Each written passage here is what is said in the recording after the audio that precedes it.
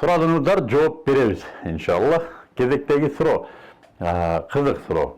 Мен аз уктайм, аз уктасам да сергек жүрөм, чарчабайм деле, бирок сиздин уйку тууралуу айткандарыңызды угуп калдым. Ошондон бери ой пайда болот. Көп уктагандарды жаман көрөбүз, ал эми аз уктаган да зыянбы дейт. Албетте.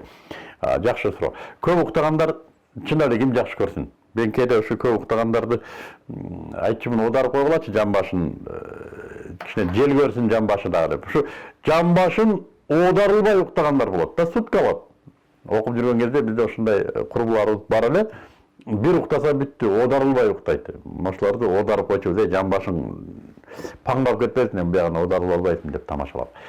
Көп уктаганды мен өзүм да жаман көрөм. Көп уктаган адам бул жакшылыктын белгиси эмес. Бул демек денеде бир нерсе туура эмес иштеп атат. Демек бегам деп коет, кам жок адам. Бул өзү камы жок адам, бегам адам өзү проблема. Кайдыгер адам.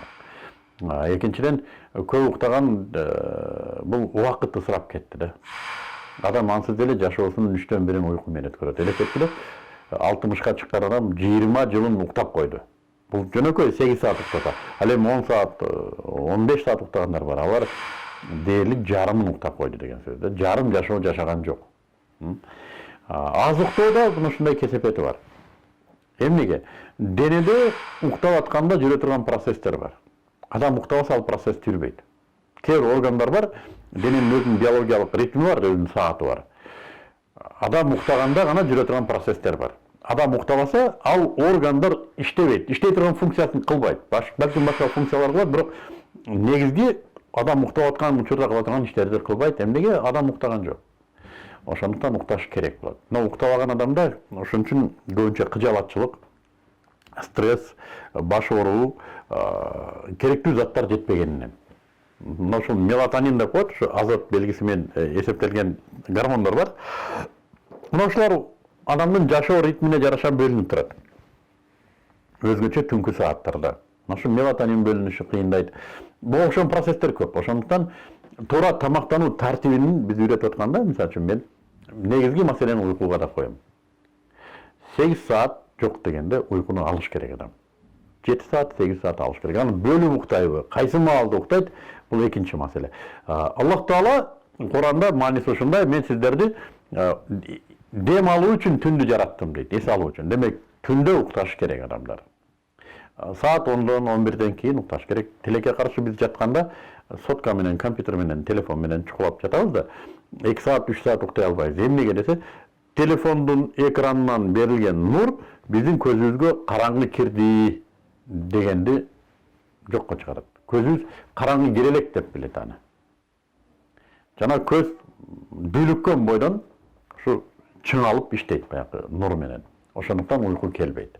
Качан гана каректер таалып болбой калганда анан кийин биз уйкум келди деп эсептейбиз. Чындыгында уйкусу саат 10-до келген.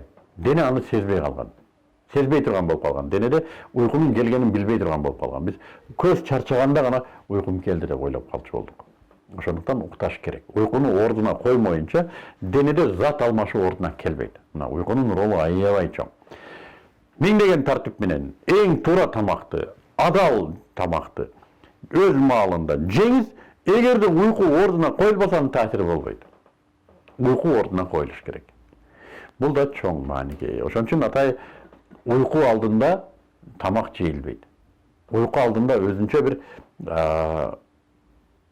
суюктуктар балким айран ошон оокаттарды алдында бир жарым саат мурда ичип анан жатышат. Эмнеге? Уктаганда укташ керек. Биз тамакты дүпүйүп алып кирип коюп анан ошо отурган жеринен кетебиз, үстүбүзгө көрпө жаап коет. Бул уйку десе жок. Бул көз уктап атат, дене байкуш иштеп атат. Эс алуу жок. Ошон үчүн уйкуну да бүт дене укташ керек. Мына ушундай эс алышы керек. Мына ушундай тартиби бар уйкунун. Кимге бул нерсе аябай маанилүү болсо, келиңиздер консультацияда биз ошо туура тамактануу боюнча түшүндүргөндө уйку жөнүндө да айтып беребиз, иншалла.